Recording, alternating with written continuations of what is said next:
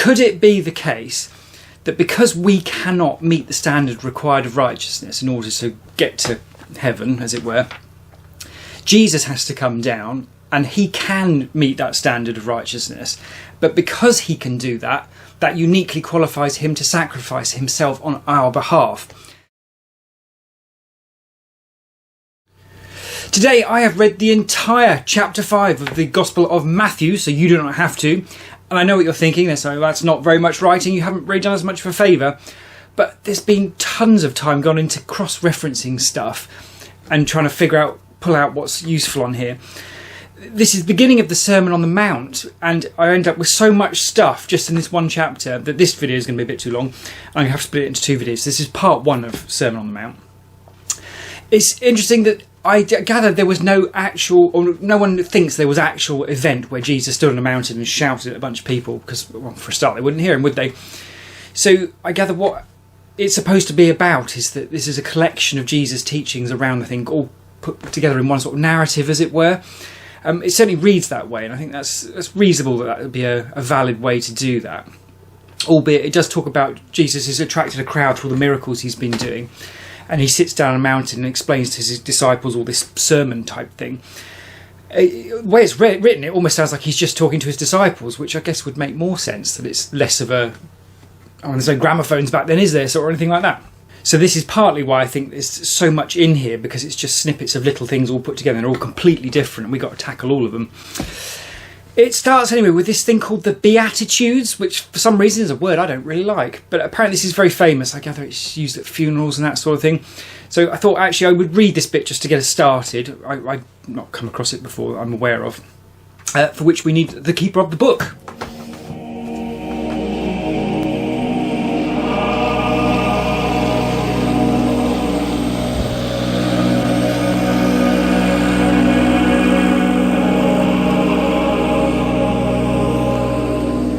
And the Beatitude says,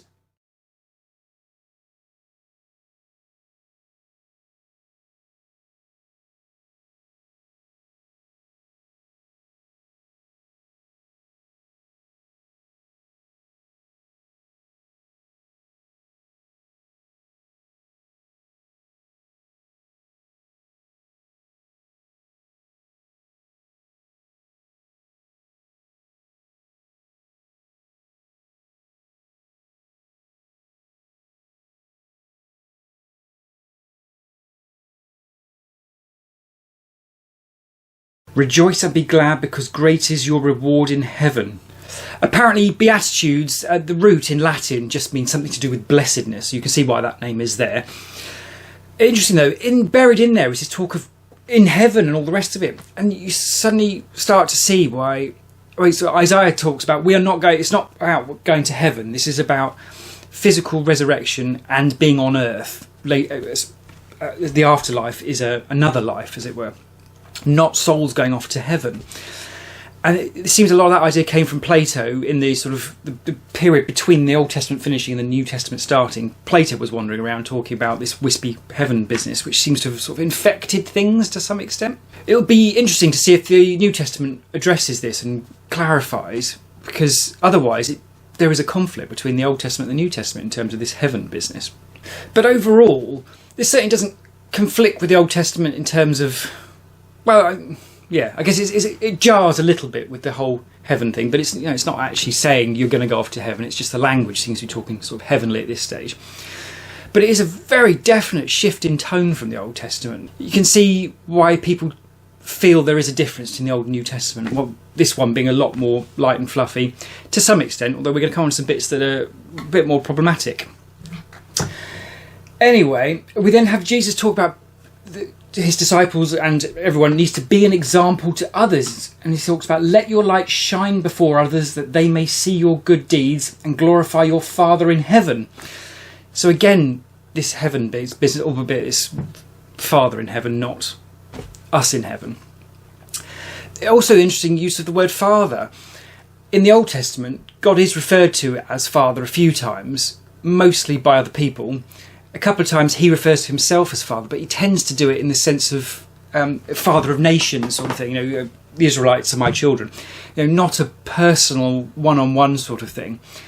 So Jesus now talking about God as Father in that respect seems very different to how it's done in the Old Testament. We then have the problems begin, because Jesus comes along and says he is not here to abolish the law and the prophets, the law being basically the Ten Commandments, but also in Leviticus all those other rules and regulations that went around, at 613 whatever it was, including things you should do if your donkey falls down a hole and things that haven't aged very well in terms of modern society. Jesus says instead that he has come here to fulfill those laws and prophecy. Presumably fulfill in terms of law means just to adhere to it, which obviously people have failed to do. And he just even goes as far as to say, until heaven and earth disappear, nothing will disappear from the law until accomplished. So heaven and earth are going to disappear, right? Okay. I mean, it sounds like the Old Testament, one of the Old Testament themes, this idea that God wants to come and live with us. So there's some sort of combining thing to happen. So that could be what he's referring to there. But the law is there until stuff is accomplished. But it sounds like the stuff is that the heaven and earth need to disappear and everything needs to be afterlifey. But that's a problem, because that would suggest that all the laws of Leviticus still apply today, which my understanding is that Christianity feels is not the case. Although I suppose one angle on that could be that Jesus is talking about once things are accomplished, his death and then resurrection potentially are what accomplished that, albeit there's still heaven and earth. And it's that problem we've had all throughout of the kingdom of heaven arrives. Is this it? It's like, well, it's a bit crap, isn't it? So yeah, we'll have to see. We then have a slightly odd bit, and so Jesus is again saying you need to follow the law of Moses. But he says, unless your righteousness exceeds that of the Pharisees, you will not enter the kingdom of heaven. Again, problematic, talking about going to heaven.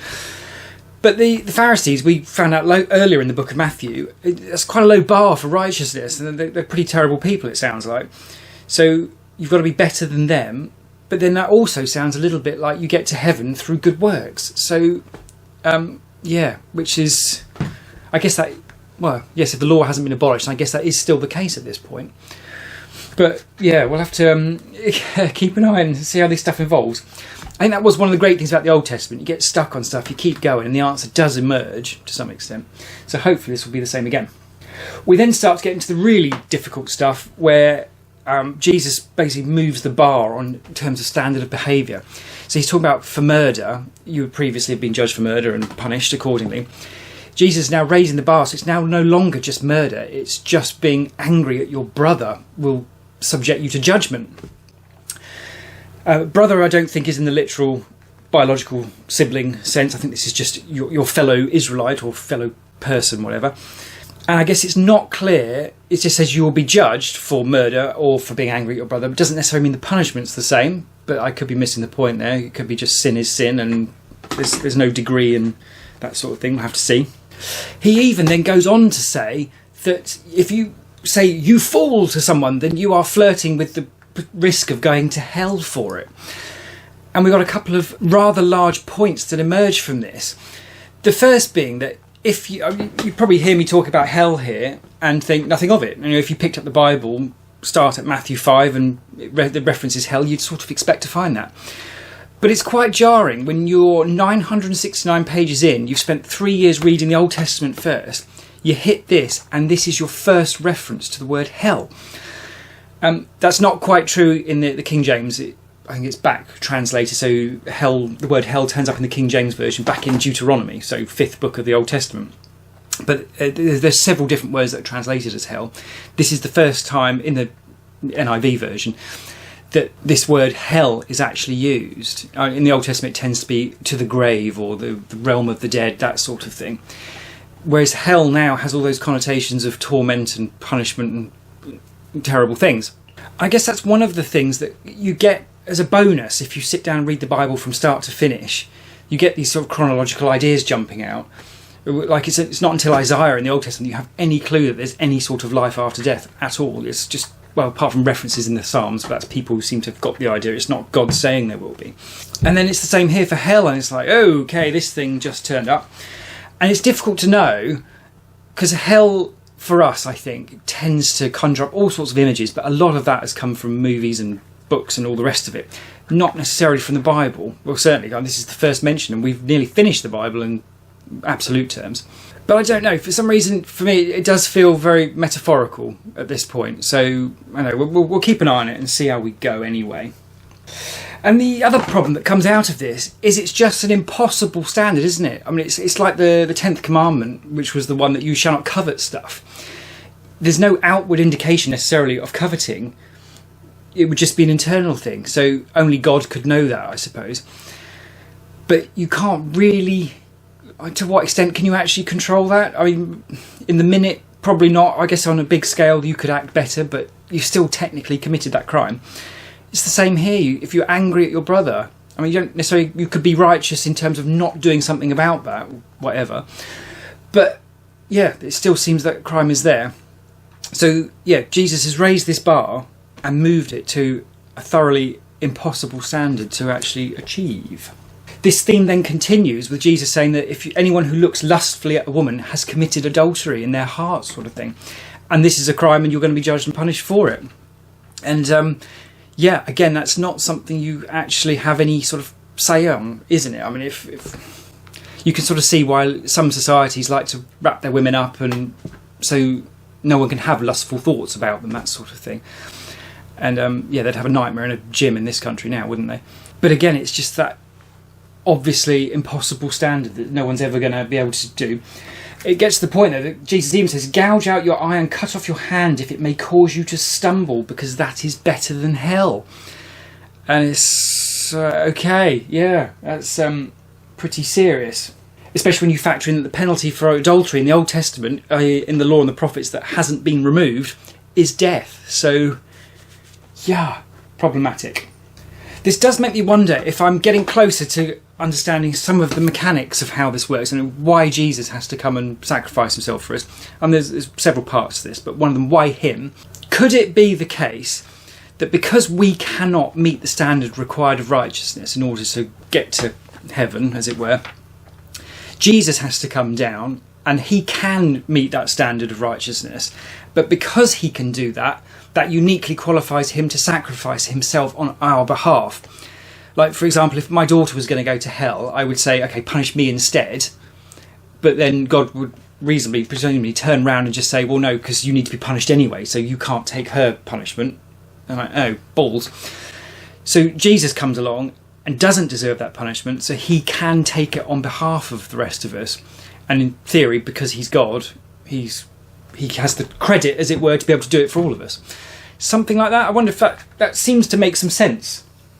He then comes back to this eye for an eye thing and escalates this. If you recall, I think it's Leviticus, wasn't it? Eye for an eye, tooth for a tooth. It was just limiting how much punishment there can be for someone who wrongs you. Jesus takes it even further and says, if someone gives you a big old slap round the face, I'll turn the other cheek and let them slap that as well. And then goes on to say that if someone tries to take your shirt, give them your coat as well. And this is not in the sense of a mugging where that might be practical. This is if someone's suing you for it, give them more than they're suing you for. And if someone forces you to walk a mile, walk 2 instead. There's a massive problem with this in the sense of the uncertainty, I think.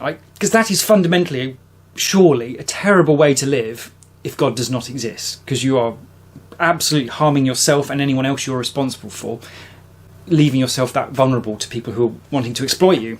And it does seem that, by definition, no one can be sure that God exists. I mean, there may be some extreme examples who've seen miracles and spoken to him, that sort of thing. But by and large, the average person, 95% of us, don't know for sure. In my dad's journal, he started writing when he was diagnosed with cancer. Even he contemplated the possibility that he was wrong. He didn't think he was wrong, and he still went out with a smile on his face. But he was open to the possibility that he was wrong. I wasn't certain. And yeah, that makes sense, because by definition you can't be certain, which in turn is going to make it very difficult to do anything that could compromise yourself just in case God exists. So I guess it must be a sort of a gradient. You get to a certain point of probability that you say, yes, okay, God definitely exists. I'm happy of this to an extent. I'm willing to risk hurting myself and my family and all the rest of it in order to do what I'm supposed to do. And then I suppose, by definition, that gap between how certain you are and what you need to do is faith. I suppose that's ultimately it. It's that last little bit on top. So you can have a massive foundation of reason and evidence and that sort of thing, but it's not going to get you all the way there. So you've got to have this little faith top up, I suppose, which I guess is true of anything. I mean, we expect that gravity is going to keep functioning the way it is, and we have faith in that respect. It may not. It's kind of, science can't actually say anything is certain at all, by and large. So yeah, I guess it's sort of similar in that respect. There's also an interesting bit, don't worry, we are nearly there, where Jesus is talking about this. He talked about some reference to a saying doing the rounds or something like, love your neighbour and hate your enemies. And okay, that's not in the Bible, other than I suppose actually technically Psalms. You might be able to blame that to some extent for that, but Jesus clarifies that it's not hate your enemies, it's love your neighbour and love your enemies, which to my mind was already covered in love your neighbour, because it's not obviously literally your neighbour. But yeah, it's nice when it's a bit more explicit, isn't it? And so Jesus clarifies that, yes, you are supposed to love those who are actually your enemies. And then basically, just to wrap the whole thing up and finish it on a, oh my goodness, sort of thing, Jesus says, be perfect as your heavenly Father is perfect, which is obviously impossible. It's sort of annoying, isn't it? Did not one person think to put their hand up and say, excuse me, Jesus, what do you think about the fact that this is obviously impossible? And it's interesting in the sense that there's an echo of Genesis here, I think, actually. Because in Genesis, the creation story, my feeling is that it's baked into it, that it's blatantly obvious, it's not saying it's literally true. There's so many signposts in it that just say, no, don't take this literally, this is just explaining a concept. And similar idea here, baked into it, it's so blatantly obvious that this is impossible, so there must be more to it. So yeah, on we will go anyway and see if we can figure out what that extra stuff is.